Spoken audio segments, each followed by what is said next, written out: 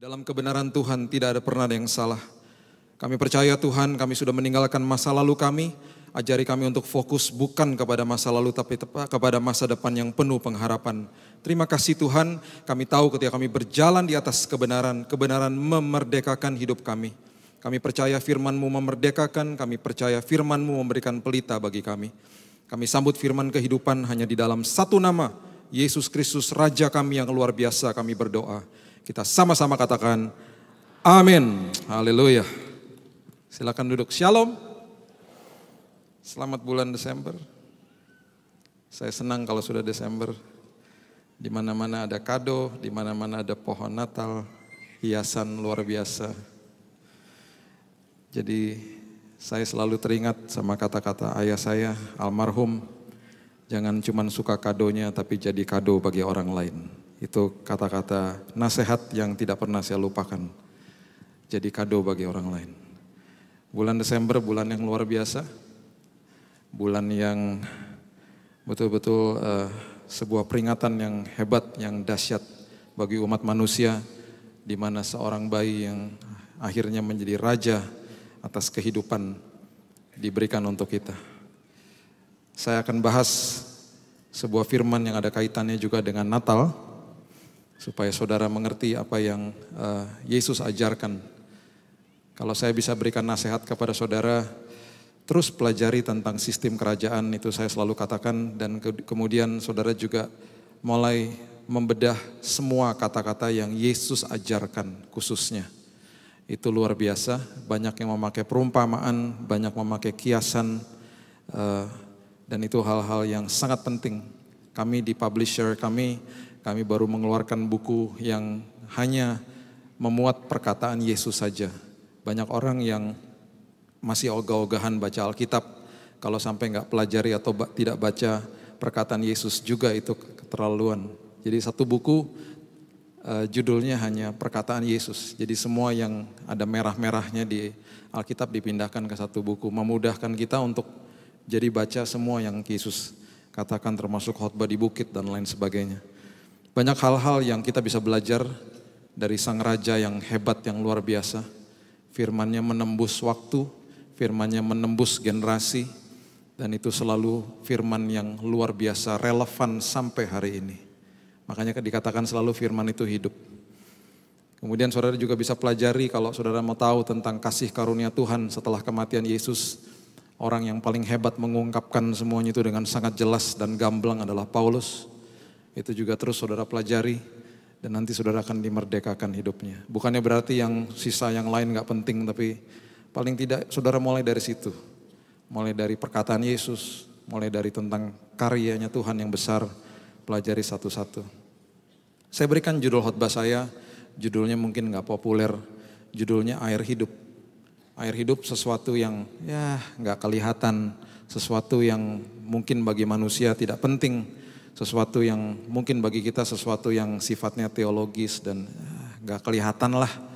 Kita suka dengan sesuatu yang kelihatan. Air hidup sesuatu yang apa ya itu maksudnya. Itu salah satu yang Yesus ajarkan dan itu yang dia terus mau supaya kita mengerti. Air kehidupan, living water. Apa itu artinya? Sebelum kita masuk lebih dalam, saya mau menjelaskan kepada saudara tentang karakteristik daripada raja yang ada di muka bumi ini. Kalau dibandingkan dengan raja yang kita sembah, yaitu Tuhan kita Yesus Kristus yang luar biasa. Khususnya di zaman kelahiran Yesus di bulan Desember ini, kalau saudara pelajari raja demi raja pada saat itu, di zaman kelahiran Yesus, mereka mempunyai nilai kehidupan itu berdasarkan dari materi mereka. Materi. Jadi apapun yang mereka kumpulkan itu adalah nilai dari hidup mereka. Mereka punya gudang dan mereka punya storehouse di mana mereka menyimpan harta mereka yang begitu banyak. Jadi nilai hidup mereka ditentukan dari harta mereka. Kemudian nilai hidup mereka ditentukan dari the palace atau istana mereka. Kemudian jumlah prajurit dan jumlah teritori yang mereka punya. Jadi itu adalah nilai-nilai dari mereka. Tapi yang paling utama, the core of values atau nilai dari hidup mereka adalah harta. Harta. Jadi ketika kerajaan-kerajaan ini terjadi excavation, terjadi penggalian zaman-zaman sekarang, ditemukan reruntuhan daripada kerajaan itu yang dicari adalah the storehouse, gudang daripada materi-materi itu. Karena itu yang mau dikejar sama manusia. Nah, pada saat itu mereka mempunyai ajudan-ajudan yang luar biasa, yang mengerjakan inventory bagi gudang-gudang itu. Dan mereka harus pastikan dan mempunyai data yang lengkap ketika raja demi raja yang datang berkunjung ke kerajaan itu misalnya, harus dicatat pemberian-pemberian mereka. Supaya apa? Supaya nanti ketika mereka mengadakan kunjungan balasan, pemberian-pemberian yang sudah diberikan oleh raja-raja itu tidak dikembalikan. Salah-salah diambil, dibalikin ke sana, mereka nggak sadar bahwa itu adalah pemberian raja itu. Dan salah satu sifat mereka pada saat itu adalah yang kita sebut dengan kata yang kita kenal di bahasa Indonesia, kata gengsi. Jadi mereka memberikan persembahan mereka ketika mereka mengadakan kunjungan kepada kerajaan lain itu dengan jumlah yang begitu luar biasa banyak dan mahal, supaya nanti ketika raja tersebut mengadakan kunjungan balasan ke kerajaan tersebut akan sangat sulit bagi raja itu untuk outdo his gift. Jadi misalnya saya berkunjung ke kerajaan A, saya akan pastikan saya akan bawa persembahan yang begitu mahal dan banyak supaya raja itu, Raja A itu ketika dia kembali ke kerajaan saya mengadakan kunjungan balasan, dia sangat sulit untuk menandingi pemberian saya. Jadi pemberian itu bergengsi. Pemberian itu bergengsi. Jadi makanya the storehouse atau gudangnya mereka itu didata. Bukan sekedar hanya materi saja, tapi data-data dari pemberian-pemberian kerajaan itu dinilai dan diinventori secara baik. Kemudian kerajaan itu mempunyai juga yang namanya teritori. Makanya kenapa kerajaan itu sering kali mengkolonisasi daerah-daerah sekitar mereka untuk memperbesar teritori. Itu adalah sifat daripada kerajaan yang ada di muka bumi pada saat itu. Kalau kita bandingkan dengan Yesus yang kita sembah, raja atas segala raja, kita harus mengerti nilainya. Supaya kita juga bernilai. Supaya kita juga tidak menempatkan nilai yang kita sebenarnya harus tahu di dalam sesuatu level yang tidak berkenan. Jadi jangan sampai turunkan level Tuhan kita itu di tempat yang betul-betul levelnya manusia. Nggak bisa, kita harus mengerti levelnya dia seperti apa, nilainya dia seperti apa. Supaya kita kejar nilai itu, supaya kita bernilai seperti itu. Nilainya Tuhan salah satu dipertontonkan lewat kemuliaannya. Kalau saudara mau dimengerti kata kemuliaan itu adalah sesuatu yang merupakan sebuah atribut ilahi yang bisa diperlihatkan lewat kreasinya. Itu kemuliaan. Kemuliaan bisa terlihat, hadirat tidak bisa terlihat. Jadi kalau saudara lihat matahari bersinar, bulan bersinar, bercahaya, saudara lihat kemuliaan Tuhan di dalam kreasinya. Saudara punya buah roh, saudara melakukan kehendak Tuhan, integritas ilahi, karakter ilahi. Orang bisa menilai, wow, aku bisa melihat kemuliaan Tuhan dalam hidupmu. Makanya di Ibrani dikatakan orang bisa melihat kemuliaan Tuhan dengan integritas kehidupan. Tanpa berkata-kata kita bisa mempertontonkan kemuliaan Tuhan. Nah itu nilai daripada raja kita yang luar biasa. Ya. Kemudian kerajaan juga punya teritori, kerajaan surga punya teritori. Makanya saya pernah ajarkan kepada saudara, ibadah gak boleh stop, tidak boleh stop. Nanti doa berkat disampaikan, ibadah jalan terus. Di rumah ibadah formatnya beda, mengasihi suami, istri, orang tua, ibadah jalan terus. Di tempat pekerjaan ibadah jalan terus, tidak curi waktu, bayar pajak on time, tidak menipu orang ketika punya usaha. Masuk ke tempat umum juga ibadah jalan terus. Belajar ngantre, sopan. Itu ibadah. Sedang menularkan apa? Budaya kerajaan surga. Itu arti daripada kolonisasi. Dan kita sebagai warga kerajaan surga diminta untuk mengkolonisasi bumi. Memperbesar teritori kerajaan surga. Caranya begitu. Dengan hukum yang terutama yaitu hukum kasih. Kita sanggup melakukan itu. Itu maksudnya. Jadi beda dengan kerajaan apa yang ada di muka bumi. Makanya dikatakan ketika engkau lahir dari aku, ketika engkau sudah born again, lahir baru, engkau mengalahkan dunia. Dengan kata lain, kita sebagai duta besar Tuhan, Korintus mengatakan you are the ambassador of Christ, bahasa Inggrisnya. Engkau adalah duta perwakilan kerajaan surga dimanapun engkau berada. Seperti kedutaan ada di muka bumi, bumi pertiwi Indonesia. Kalau warga negaranya masuk ke kedutaan tersebut, dia gak bisa diapa-apakan.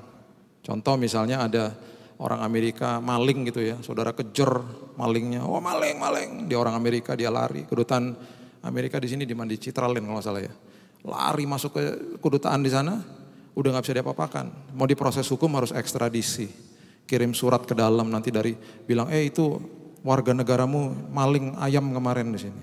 Nanti orang dari dalam kirim surat lagi, yang benar di mana? Pokoknya surat menyurat sampai akhirnya bisa dikeluarkan. Makanya mobil-mobil korps diplomat CD itu kebal hukum. Di Jakarta lewat jalur busway didiamkan polisi, nggak bisa ditangkap. Nembus lampu lalu lintas warna merah, nggak bisa diapa-apakan gitu. Sebelum saya lanjutkan, saya cerita dulu, saya baru ingat nih sama cerita saya. Tapi jangan ditiru ya. Ini tahun 97, 1 tahun sebelum saya bertobat. Ya, jangan ditiru. Ini karena saya akhirnya baru ngerti, ini nih sistem kedutaan begitu. Makanya dikatakan di firman Tuhan, engkau mengalahkan dunia tuh seperti itu maksudnya. Hukumnya iblis, hukum dunia tuh gak berlaku sama saudara. Hukum dosa tuh gak berlaku. Saya pulang dari studi saya 13 tahun dari luar, saya pulang ke Jakarta. Saya jalan di Jalan Pramuka di Jakarta. Kalau saudara pernah ke Jakarta tuh di Jalan Jakarta Pusat. Waktu itu belum ada jalur busway, belum ada, tapi ada jalur bus. Saya masuk ke situ nggak tahu itu ada jalur bus, ditangkap sama polisi. Sampai hari ini saya masih ingat namanya, Pak Suparno, masih ingat saya. Orangnya kurus-kurus. Waktu saya buka kaca, jangan ditiru ya. Saya belum bertobat, ini cuman cerita aja. Saya buka kaca, dia langsung minta SIM gitu. Saya kasih SIM saya belum ngomong apa-apa loh, saya kasih SIM. Setelah 13 tahun SIM Indonesia saya nggak punya, saya punya SIM dari Oklahoma namanya, provinsi Oklahoma, Amerika. Ya. Nama panjang saya itu nggak ada bilinya, John Samuel William Lantang. Wah. Dia nggak ngeh itu kalau dia tahu Lantang ya itu orang Manado lah. Tapi dia lihat SIM-nya, terus SIM-nya SIM Amerika gitu. Tiba-tiba dia tanya gini, where you from? Wah, dari mana? Saya asal loh ngomong, ya ini setengah bohong setengah enggak. Ya saya dari baru pulang kan, jadi saya bilang Amerika, saya langsung gitu. Oh Amerika, gitu. Terus dia kasih tunjuk pelangnya, itu ada tandanya memang itu jalur bus. Jam 1 sampai jam 3 sore itu nggak boleh lewat situ kalau nggak salah gitulah. Dia kasih lihat saya dengan Inggris yang terbata-bata, dia bilang ini. 1 o'clock, 3 o'clock, no. Saya bingung pertamanya, no apa? Oh iya jalur bus. Saya bilang gini, sorry sir, I'm so sorry. Sorry. Terus dia bilang gini, der. Dalam hati saya, der tuh apa der? Oh maksudnya suruh ke sana, der. Saya lihat di sana di ujung situ ada kantor, ada pos polisi. Oh disuruh ke situ ya, woi saya ikutin. Saya ke sana, saya menepi, dia buka pintu mobil saya. Rada galak, out katanya, wah, disuruh keluar. Saya ikutin, masuk duduk di pos polisi. Saya duduk di depan sini ya, ini komandannya dia, ini Pak Suparno. SIM-nya dikasih ke komandan. Komandannya lihat, terus dia tanya gini, where do you work? Kerja di mana? Itu kalau di film kartun seperti ada bohlam lampu, itu kling dapat ide gitu. Jangan diikutin ya. Saya asal ngomong loh. Asal aja ngomong. Dan bohong, ya bohong lah. Belum bertobat loh ya, jangan diikutin. Saya ngomong aja asal. US Embassy. Wah, kedutaan Amerika. Waktu saya bilang US Embassy, komandan lihat Pak Suparno. Pelotot-pelototan gini. Pak Suparno bingung. Komandan ngomong gini. Kamu tuh yang bener aja dong. Kalau nangkap orang asing begini, ditanya dulu kerja di mana. Kita nggak boleh nangkap orang dari kedutaan sembarangan. Siap komandan, siap. Saya kan ngerti dia ngomong apa. Tapi kan harus belaga nggak ngerti. Iya toh. Bayangin loh, udah saya ngerti dia ngomong apa, tiba-tiba saya rasa seperti di atas angin. Hebat juga ya, gue bohong-bohong bisa sampai Buat sampai seperti begini keadaannya nih. Wah, jadi nahan-nahan ketawa tuh susah-susah juga, jadi gini-gini sendiri. Kamu tuh yang bener aja, gak bisa nangkap-nangkap orang kayak gini. Ayo suruh pulang aja bapaknya. I'm so sorry sir, I'm so sorry. Ngomong gitu sama saya. Saya langsung bilang, it's okay. Saya bilang gitu, it's okay. Please go home, go. Dikasih SIM-nya suruh pulang. Pak Suparno berdiri, dia pegangin tangan saya sambil nunduk begini. I'm so sorry, okay, I'm so sorry. Diantar sampai ke mobil. Ditutupin pintunya sampai, I'm so sorry, please go. Saya lagi mau ke rumah orang tua saya, mau makan Indomie, udah bertahun-tahun gak makan Indomie. Dia gak tahu. Sampai di rumah orang tua saya kan masih gak ngerti. Saya kasih tahu sama papa saya. Dia ketawa, dia bilang, luar biasa juga ya. Terus dia kasih tahu sama saya, memang gitu, kedutaan gak bisa ditangkap-tangkap sembarangan. Terus papa saya ngomong gini, tapi kok lucu ya, dia kok gak minta kartu identitas kamu yang kamu kerja di situ. Kok main percaya aja, berarti kamu meyakinkan katanya. Iya ya, saya bilang gitu, gak dimintain loh, cuma berdasarkan SIM aja gitu. Di situ saya ngerti, oh kedutaan seperti itu. Makanya waktu saya baca firman, engkau adalah duta besar kerajaan surga. Oke. Walaupun saya ada di dalam dunia ini, hukumnya iblis gak berlaku sama saya. Makanya disebut aku lebih daripada pemenang. Dahsyat kita ini. Itu teritori, ya. Itu bicara soal teritori. Nah, pagi siang hari ini, saya mau bagikan kepada saudara cerita tentang orang Majus. Yang mungkin saudara gak pernah dengar. Saya juga mau luruskan, supaya nanti ketua-ketua drama yang nanti mau rencana pagelaran drama Natal misalnya ya, dimanapun saudara berada, saudara harus koreksi, ya tulis, catat.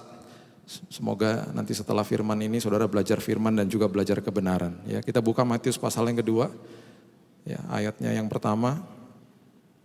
Ini adalah dokumentasi dari Alkitab saudara tentang orang Majus. Ya.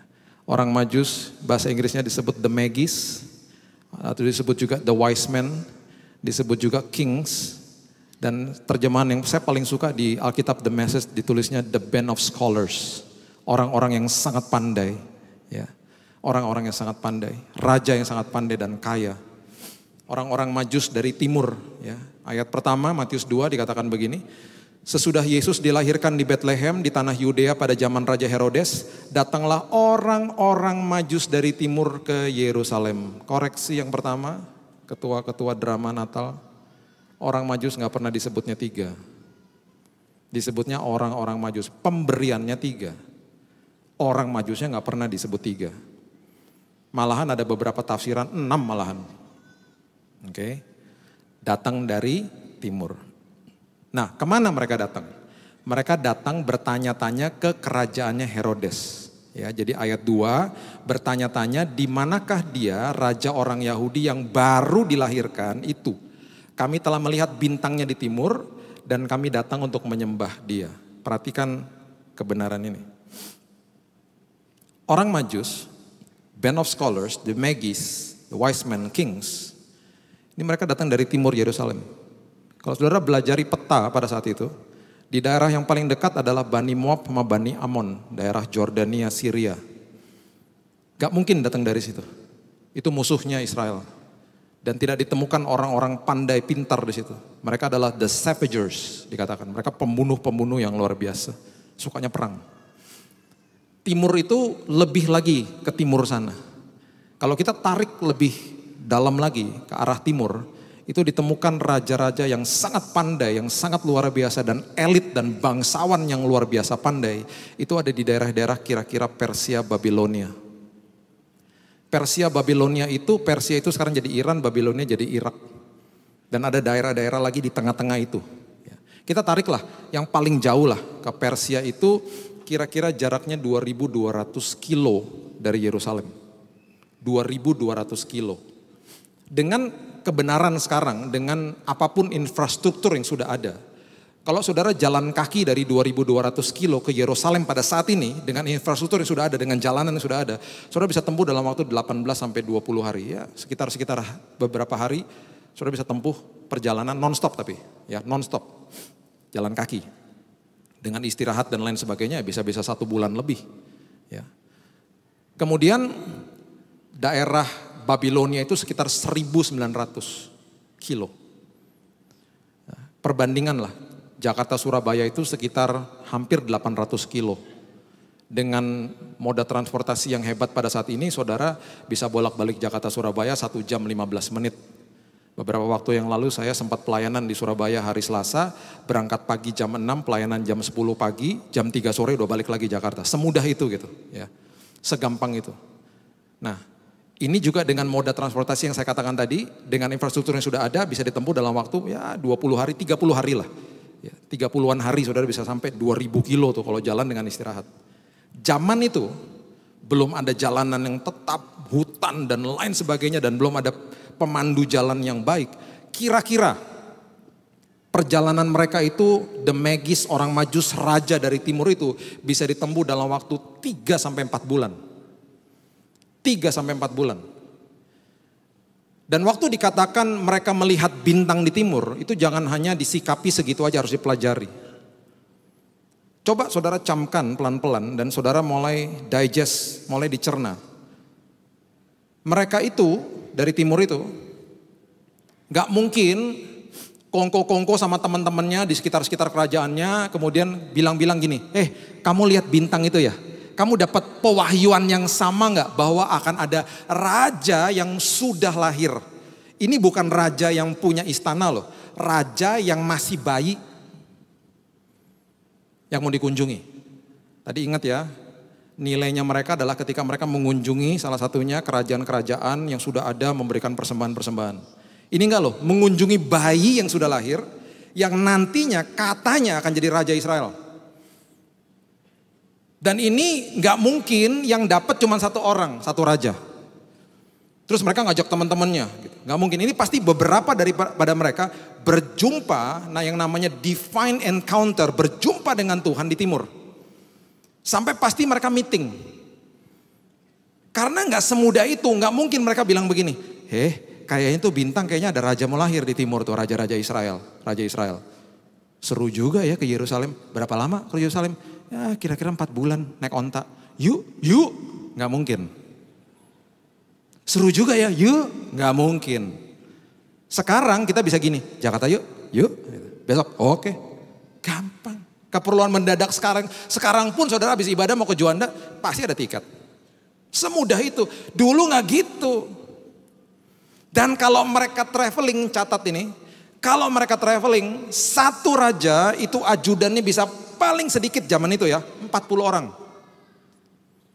Kenapa 40? Karena ada beberapa grup yang tugasnya untuk in charge sama pemberian. Karena mereka akan membawa pemberian yang begitu banyak. Kan nilainya mereka di situ. Kemudian ada satu grup lagi yang betul-betul in charge sama onta-ontanya, makanannya di mana dan lain sebagainya. Ada satu grup lagi yang tugasnya bawa tenda dan perlengkapan makanan dan semua yang namanya accommodation and lodging. Karena mereka akan stop di tengah jalan, mereka akan buka tenda, mereka akan bermalam. Jadi satu raja itu ajudannya bisa 40. Koreksi yang kedua, ketua drama Natal, kalau scene-nya orang Majus, oke lah kita sama angka 3 oke. Ada tafsiran yang mengatakan 6, 3 lah oke lah. Kalau 3, satu raja udah ajudannya 40, berarti 3 kali 40 berapa orang rombongan mereka? 120 orang. Jadi jangan taruh orang Majus di atas panggung sini cuma 3 ya. Sepi banget liatin bintang begini. Enggak. They travel with style. Mereka berkelana dan mereka berjalan dengan style yang luar biasa. Kaya, hebat, pandai. Terhormat with dignity. Satu raja bisa 40. Karena bawa karung, nanti ada ayatnya. Bawa karung isinya emas, kemenyan dan mur. Ada satu grup lagi yang menangani onta dan juga tendanya. Dan itu persiapan untuk sampai mereka bisa mulai berjalan itu berhari-hari. Jadi nggak mungkin cuma duduk-duduk aja. Lucu juga ya ke Yerusalem ya, yuk, nggak mungkin. Kalau mereka nggak berjumpa secara ilahi pada saat itu dan beberapa mereka mengalami pengalaman yang sama, gak mungkin mereka ke Yerusalem. Tidak mungkin. Dan Alkitab mencatat sampai di Yerusalem pun mereka juga gak tahu harus kemana. Karena mereka cuma diarahkan pergi ke daerah situ aja. Karena bintangnya juga nggak ikut. Itu koreksi yang ketiga. Bintangnya nggak ikut, baru ada lagi nanti di Yerusalem. Jadi jangan waktu mereka lagi datang, lagi berjalan ke tempatnya Herodes, bintangnya ngikut. Ya, salah. Nggak ada, bintangnya nggak ikut. Makanya ini yang dikatakan. Coba ya baca lagi ya, Matius 2. Ayatnya yang kedua, coba lihat lagi. Perhatikan baik-baik. Ini udah sampai di tempatnya Herodes ya, setelah 4 bulan perjalanan ya. Mereka bertanya-tanya, mereka mengunjungi raja lokal, ya raja lokal yang ada di tempat itu saat itu ya Herodes yang punya istana. Mereka mau bertanya, di mana nih raja yang baru dilahirkan? Ditanya, di manakah dia raja orang Yahudi yang baru dilahirkan? Kami telah melihat bintangnya di timur, bintangnya nggak ikut. Bintangnya di timur dan kami datang untuk menyembah dia. Seperti bintang yang kami lihat di timur, kami datang kami mau cek nih sama raja. Ada nggak bayi yang baru lahir yang nantinya akan jadi raja? Bingunglah Herodes. Hah? Bayi lahir mau jadi raja? Makanya ayat 3 berbunyi begini. Ketika Raja Herodes mendengar hal itu, terkejutlah ia beserta seluruh Yerusalem. Rakyat yang ada di situ, di sekitar situ juga terkejut. Raja. Apa yang dilakukan Herodes? Dia panggil ahli Taurat. Dia panggil ahli Taurat. Ayat 4 dikatakan begini. Maka dikumpulkannya semua imam kepala dan ahli Taurat bangsa Yahudi, lalu diminta keterangan dari mereka di mana Mesias akan dilahirkan. Dengan kata lain dia katakan begini, pandai juga nih Herodes.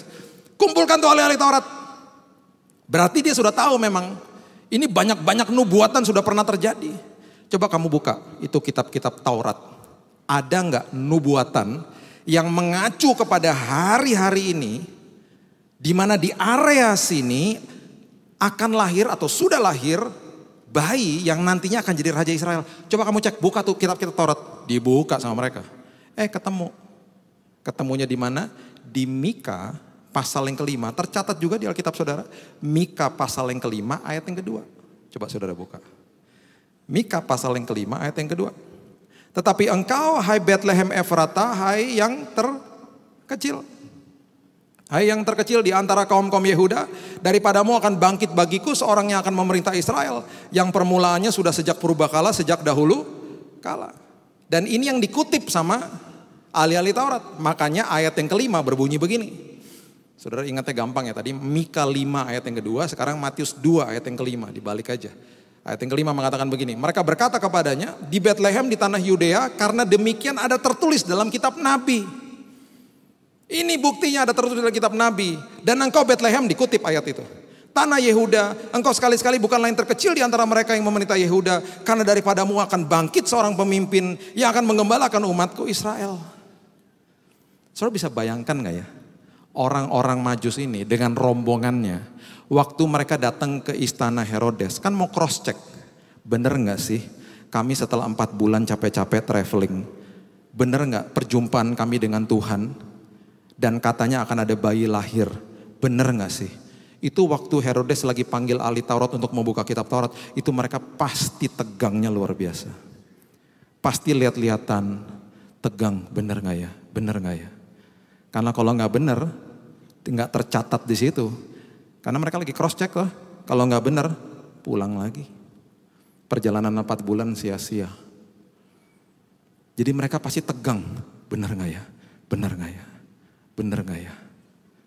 Dan waktu ahli Taurat mengatakan betul, di area sini, di kota Bethlehem, yang sekarang jaraknya kalau saudara pergi ke Israel, itu jaraknya cuma 9,2 kilo. Betul, 9,2 kilo dari sini itu ada kota namanya Bethlehem. Itu memang dia sudah lahir. Itu mereka pasti bersuka citanya luar biasa. Pasti peluk-pelukan tuh di situ. Bener ya bener, wah luar biasa. Pasti gitu-gitu, tuh rombongan 120 orang, itu pasti peluk-pelukan, pasti begitu. Pasti bingung lah Herodes, bingung, ini orang-orang dari mana? Kok seneng banget gitu, karena berjumpa sama Tuhan, mereka mau cross check.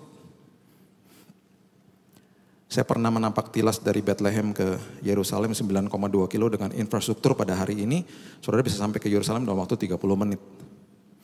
Ada cross check, cross point dan lain sebagainya 30. Nanti tanggal 26 kita berangkat lagi.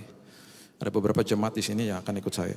Kita akan juga belajar nanti apa yang terjadi ribuan tahun yang lalu. Ya. Saudara, ini yang terjadi. Ayatnya yang ke-7, sebelum mereka keluar, Herodes panggil mereka, ayat 7, Matius 2. Lalu dengan diam-diam Herodes memanggil orang-orang Majus itu, dengan teliti bertanya kepada mereka bila mana bintang itu nampak. Penasaran dia, kamu tuh ketemu sama siapa kamu di sana, di timur itu. Ditanya, dan dia merasa terancam toh, karena ini kan cikal bakal jadi raja. Makanya dia bilang begini ayat 8. Kemudian dia menyuruh mereka ke Bethlehem, katanya pergi selidiki dengan seksama hal-hal mengenai anak itu. Segera sesudah kamu menemukan dia kabarkan kepadaku supaya aku pun datang menyembah dia. Dengan dia punya evil plot. Dengan kata lain, pergi cek, kasih tahu sama saya. Nanti saya mau menyembah dia, ya itu bohongnya dia. Nanti aku akan membunuh dia, itu maksudnya sebenarnya. Perhatikan ayat berikut ini. Ayat 9. Setelah mendengar kata-kata raja itu berangkatlah mereka, perhatikan kalimat ini. Dan lihatlah bintang yang mereka lihat di timur itu mendahului mereka hingga tiba dan berhenti di atas tempat di mana anak itu berada. Ayat 10 mengatakan ketika mereka melihat bintang itu sangat bersuka cita mereka. Kenapa? Ini adalah konfirmasi yang kedua. Yang tadi dengan ahli Taurat sudah dikonfirmasi, sekarang ketika mereka keluar dari istana Herodes, bintangnya nampak lagi. Ketua drama catat ya, bintangnya gak ikut ke istana Herodes. Setelah mereka keluar dari istana Herodes, baru bintangnya nampak lagi. Jadi makanya Alkitab mencatat, bersukacitalah mereka. Yo, itu dia bintangnya, wow, kita bener loh, kita melakukan perjalanan ini luar biasa setelah 4 bulan. Dapat konfirmasi dari ahli Taurat dan sekarang bintang yang kami lihat di timur nampak lagi ada di sini. Konfirmasi yang kedua, we are in the right place. Kita di tempat yang benar. Dan akhirnya bintang itu menuntun mereka ke tempat Yesus. Ayat yang ke-11, catatan berikutnya bagi ketua drama, dikatakan begini. Maka masuklah mereka ke dalam, katakan dengan saya sama-sama dengan yang keras. Ke dalam apa? 2, 3, dalam apa? Rumah, bukan palungan loh. Rumah itu dan melihat anak itu, bukan bayi ya, anak itu bersama Maria, ibunya, lalu sujud menyembah dia. Orang Majus gak pernah pergi ke palungan, orang Majus perginya ke rumah. Kalau gak percaya buka Alkitab yang menjelaskan tentang gembala. Gembala dituntun ke palungan berjumpa dengan bayi Yesus. Orang Majus dituntunnya ke rumah berjumpa dengan anak bukan bayi. Jadi ini ada kemungkinan sudah beberapa bulan, bukan bayi lagi sudah disebutnya anak. Dan di rumah. Jadi nanti kalau ada pagelaran Natal misalnya ya di sini orang Majusnya jangan 3 ya, kalaupun 3 oke, rajanya 3, rombongannya satu rombongan 40 berarti 120 orang ya. Beberapa gereja bilang gini, Pak, dananya gereja tekor Pak buat Natal Pak. Yang tadinya cuma budgetnya 3 orang Majus masa sekarang 120 Pak. Bajunya akan mahal-mahal Pak. Ya tapi ya gimana ya kebenarannya. 120. Jadi waktu dia datang, ya orang Majusnya di atas panggung sini, kalau ada palungan bagus, buat lagi props di sini rumah. Karena sudah pulang ke rumah, disebutnya anak, berjumpa dengan Maria, Yusufnya nggak ada, nggak disebut. Ada kemungkinan besar karena udah pulang ke rumah, Yusufnya lagi kerja, sudah kembali ke dalam rutinitas harian. Makanya yang ditemukan cuman Maria ibu Yesus dengan anak. Dan kalimat ini yang berikutnya mengatakan begini. Mereka pun membuka tempat harta bendanya. Tempat harta bendanya itu bahasa aslinya adalah karung. Dan mempersembahkan persembahan kepadanya itu emas, kemenyan, dan mur. Please, jangan kasih orang Majus satu-satu bawa kotak kecil ya. Jangan. Gak ada orang Majus yang bawa kotak kecil isinya emas. Gak ada. Udah sepi 3 ngeliatin bintang, salah lagi. Jalan, bawanya kotak kecil. Udah gitu salah lagi tempatnya, bukan ke rumah, ke palungan. Ngasihnya kotak. Nggak ada. Karung, bahasa Inggrisnya dikatakan SACKS, sacks of gold. Karung daripada emas, kemenyan dan mur. Tadi di awal khotbah saya sudah jelaskan, mereka betul-betul dinilai dari pemberiannya. Itu nilai hidup mereka. Dari materi yang mereka bawa. Jadi mereka pastikan karena mereka tahu ini cikal bakal jadi raja. Mereka pastikan bahwa pemberian yang begitu banyak supaya apa?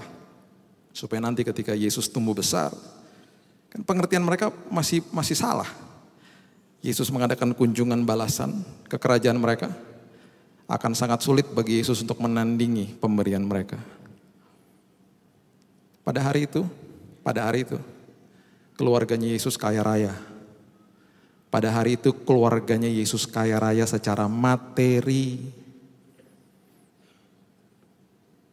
Pernah nggak Alkitab mencatat Yesus tumbuh besar, dia mengadakan kunjungan balasan ke orang-orang Majus ataupun mungkin keturunannya dan mengembalikan pemberian mereka dalam jumlah yang lebih besar? Pernah? Tidak pernah. Kenapa? Itu yang saya maksudkan dengan the living water, air hidup. Yang mereka dapatkan adalah perjumpaan dengan Tuhan, bukan materi. Dan seringkali perjumpaan dengan Tuhan, atau yang saya sebut dengan air hidup, itu bagi manusia hal yang sekunder karena nggak kelihatan. Apa sih air hidup? Pewahyuan, hikmat, perjumpaan ilahi, karakter ilahi, integritas ilahi, kekudusan, iman, damai sejahtera, sukacita. Kelihatan? Nggak kelihatan. Karena nggak kelihatan, seringkali kita pikir itu hal sekunder. Yang kita pikir primer pemberian daripada kerajaan surga, hal-hal yang terlihat. Materi, jabatan, status, terlihat. Dan bisa diperlihatkan kepada orang lain. Salah besar. Orang Majus gak pernah dapat pemberiannya mereka balik. Orang Majus dapat perjumpaan dengan Tuhan.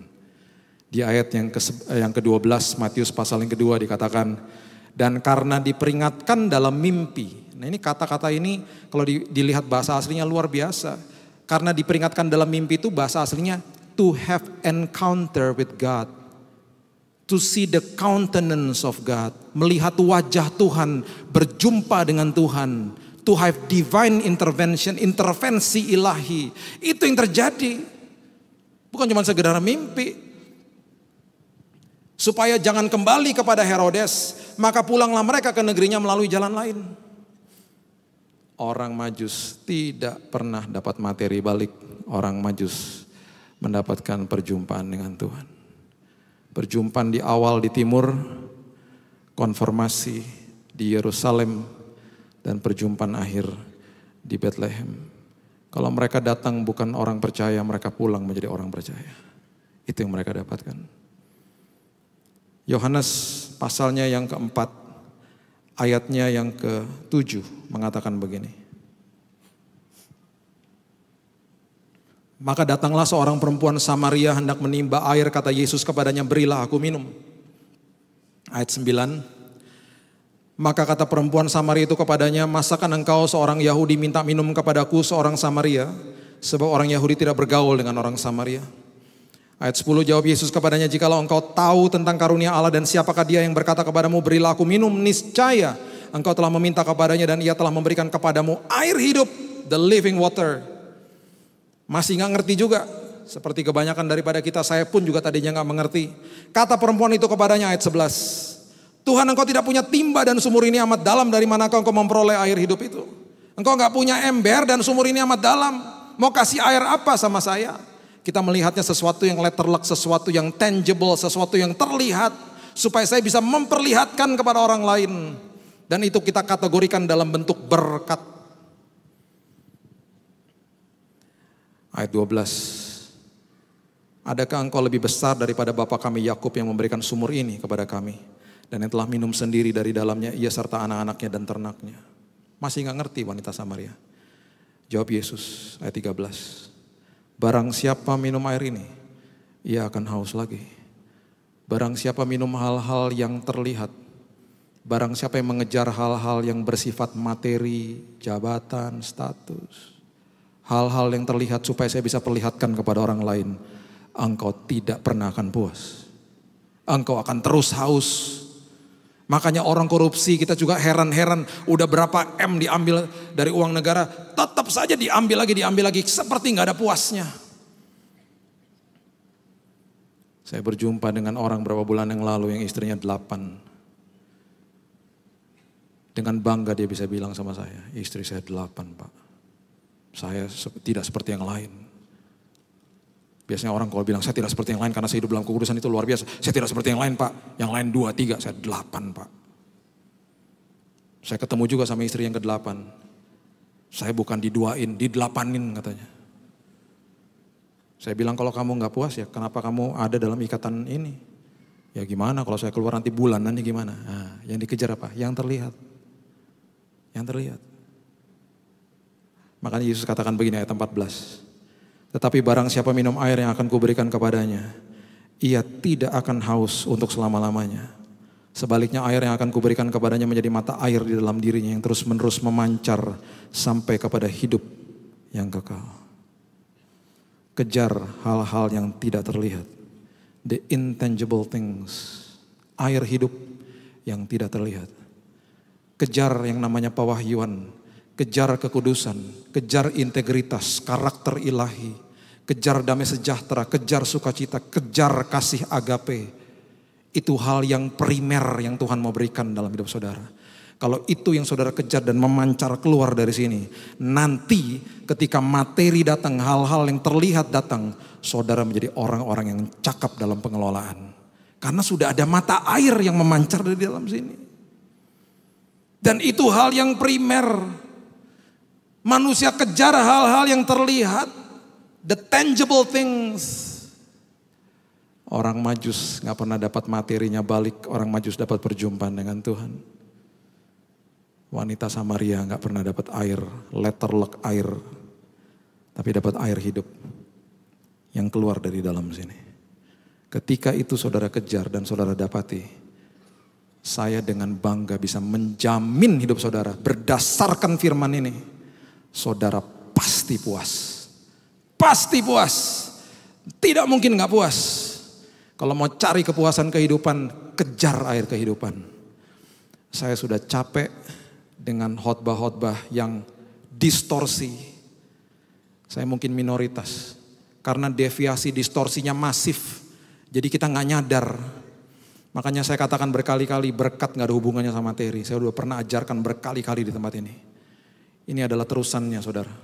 Kejar air kehidupan. Sebagai penutup saya mau menyaksikan apa yang saya alami waktu saya sudah kasih tahu saudara waktu bom kemarin tanggal 13 Mei saya juga di sini. Saya terganggu sekali dengan cerita atau kenyataan daripada seorang ibu yang kehilangan 2 anaknya, Ibu Weni, Nathan dan Evan umur 8 dan 11 tahun. Saya doakan beliau dan saya terngiang-ngiang sama foto beliau ketika memegang kedua jenazah anaknya. Sampai-sampai di rumah kami juga hafal namanya. Kami doakan dan doakan, saya bilang Tuhan saya sedang tulis buku saya, yang sedang tunggu buku saya sabar ya, mohon maaf. Ini makin ditulis makin banyak dan saya harus tunggu kemarin karena saya mau mendedikasikan buku saya bagi kedua anak itu.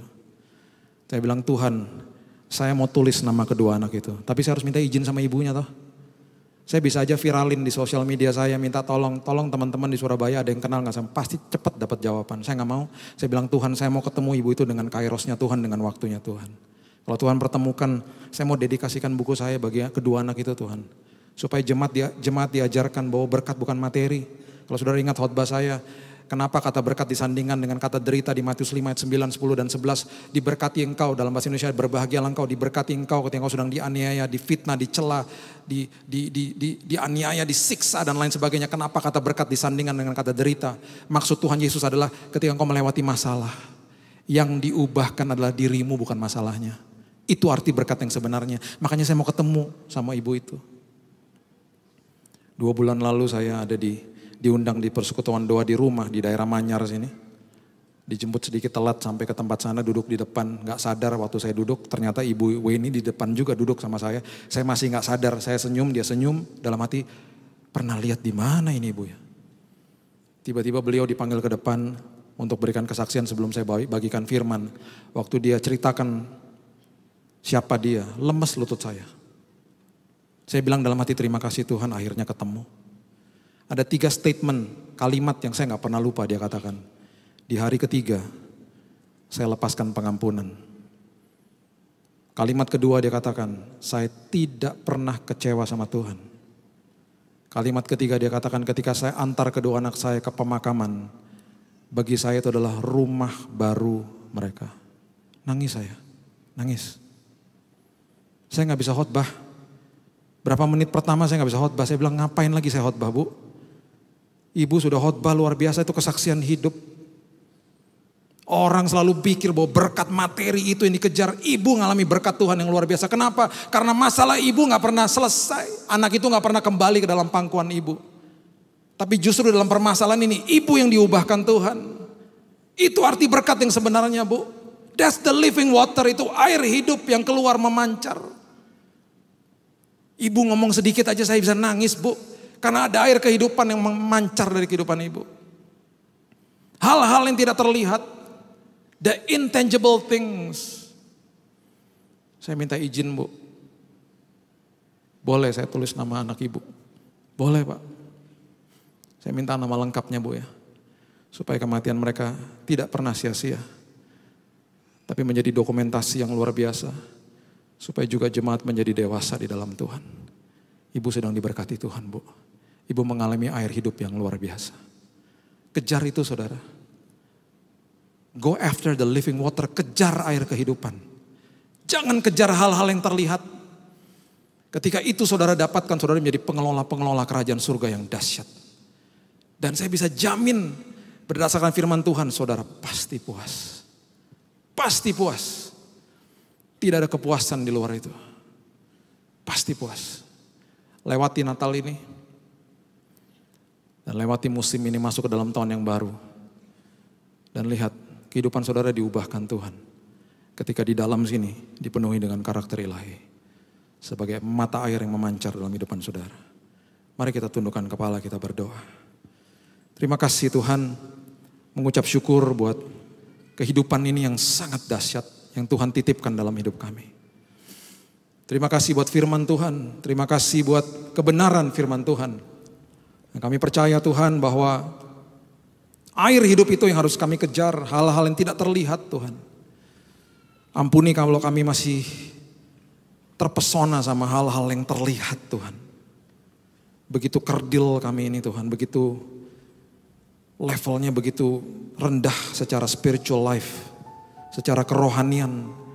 Bawa kami naik Tuhan. Bawa kami menjadi dewasa. Supaya yang kami kejar adalah air kehidupan yang sebenarnya. Dan ketika itu yang kami dapatkan. Kehidupan kami diubahkan Tuhan karena menjadi mata air yang memancar keluar Tuhan. Ada pewahyuan, ada karakter ilahi, ada integritas ilahi, ada kasih Tuhan, damai sejahtera, sukacita. Yang memancar keluar dari hidup kami. Para majus tidak pernah mendapatkan materi kembali. Mereka mendapatkan perjumpaan dengan Tuhan. That's all what we need, Lord. Itu yang kami butuh. Wanita Samaria gak pernah dapat air yang sebenarnya. Dia mendapatkan air hidup. Meteraikan firman ini Tuhan. Meteraikan firman ini Yesus. Engkau adalah Raja atas hidup kami. Raja yang punya nilai. Raja yang kami mau agungkan seumur hidup kami. Dan nilai-Mu yang begitu besar Tuhan, tidak akan pernah kami rendahkan Tuhan. Tidak pernah kami akan taruh nilai kerajaan itu di atas sebuah materi. Dari hal-hal yang terlihat, nilai-Mu begitu agung ya Tuhan. Meteraikan firman ini. Dan hamba-Mu percaya Tuhan, kami di tempat ini, Betani Nginden Tuhan, dipuaskan oleh Tuhan. Dipuaskan oleh Roh Kudus. Terima kasih Tuhan, terima kasih. Kami menemui kunci kepuasan hidup. The living water. Hanya di dalam satu nama. Raja kami yang dahsyat. Yesus Kristus Tuhan kami. Kami sudah berdoa. Dan akan menjadi pelaku firman yang luar biasa. Kita sama-sama katakan. Amin. God bless you.